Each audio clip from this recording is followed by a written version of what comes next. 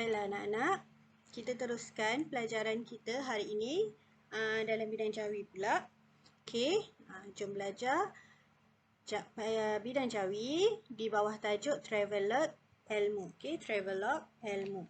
Okey, anak-anak boleh rujuk buku teks pendidikan Islam muka surat 72.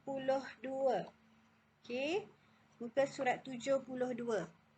Kita akan membaca, mengenal dan menulis perkataan pinjaman bahasa Inggeris. Okey. Baik, sekarang kita akan baca teks ini bersama-sama. Okey, anak-anak boleh ikut saya baca. Dan murid yang belum mahir membaca, masih belum mahir membaca Jawi, perlu ikut secara perlahan-lahan. Okey. Baik, kita baca sama-sama.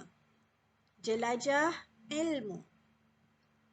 Kami meneruskan perjalanan ke kompleks Falak Al-Khawarizmi, iaitu sebuah kompleks ilmu yang berkaitan dengan falak dan astronomi. Kompleks Falak Al-Khawarizmi terletak di Tanjung Bidara, Masjid Tanah Melaka. Kompleks ini telah dirasmikan oleh Perdana Menteri Malaysia Datuk Seri Abdullah bin Ahmad Badawi pada 1 Disember 2007. Kompleks falak yang terbesar di Malaysia ini mempunyai balai cerap, planetarium, pusat latihan, auditorium, makmal komputer dan bilik tayangan dokumentari sains. Terdapat juga pameran teleskop, binokular, jam suria, kompas, replika batu meteor, planet-planet dan banyak lagi. Kompleks ini menjadi mercu tanda kepada kemajuan ilmu falak dan astronomi di Malaysia. Selepas melawat ke Kompleks Falak Al-Khawarizmi, kami meneruskan perjalanan menuju ke Muzium Bioperubatan yang terletak di Institut Penyelidikan Perubatan, Jalan Pahang, Kuala Lumpur. Penubuhan muzium ini amat penting dalam memupuk minat dan pengetahuan dalam kalangan murid dan para pengunjung dalam bidang kajian perubatan. Terdapat beberapa sudut pameran yang menarik, antaranya spesimen haiwan reptilia, amfibia dan mamalia yang diawet seperti ular, tikus, katak dan kelawar. Selain itu, turut dipamerkan spesimen organ manusia.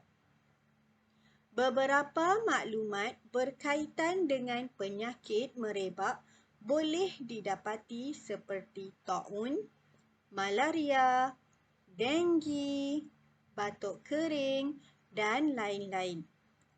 Hal ini membantu pengunjung mendapat maklumat kesihatan dan pendedahan mengenai penyakit yang menular. Muzium ini dapat memberikan manfaat yang besar kepada masyarakat serta menjadi tempat sumber rujukan yang berkaitan dengan perubatan dan kesihatan di negara kita. Alhamdulillah, perjalanan ilmu kami pada kali ini sangat menarik dan bermanfaat. Baiklah anak-anak, ini adalah teks yang berkaitan dengan jelajah ilmu, di mana di dalam teks ini banyak menggunakan perkataan-perkataan pinjaman bahasa Inggeris. Baik, kita tengok satu persatu. Okey, perkataan yang telah diwarna merah. Okey, Dia highlightkan merah. Okay, yang pertama, kompleks. Okay, perkataan ini adalah kompleks. Okay, cuma ia tambah imbuhan ke di sini. Sebab itulah dia ke kompleks. Okay, tapi sebenarnya ejaan dia satu kaf saja. Kompleks. Okay, untuk mengeja perkataan kompleks, okay, huruf sin ini dia mesti terpisah daripada huruf kaf. Tak boleh sambung ya. Dari segi penulisan, untuk perkataan pinjaman bahasa Inggeris tak boleh sambung. Tapi kalau untuk perkataan biasa boleh sambung. Okay, untuk ejaan kompleks, sin ini memang terpisah daripada huruf kaf. Yang kedua, perkataan astronomi. Okay, astronomi. December.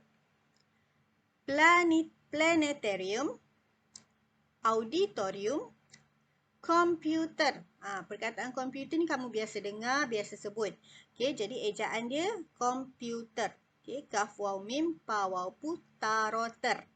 Okay, dokumentari. Teleskop. Binokular. Kompas. Meteor. Planet-planet. Okay, ni astronomi. Sama Okay, seterusnya. Museum. Okay, museum. Institute. Baik, beri perhatian kepada perkataan institute.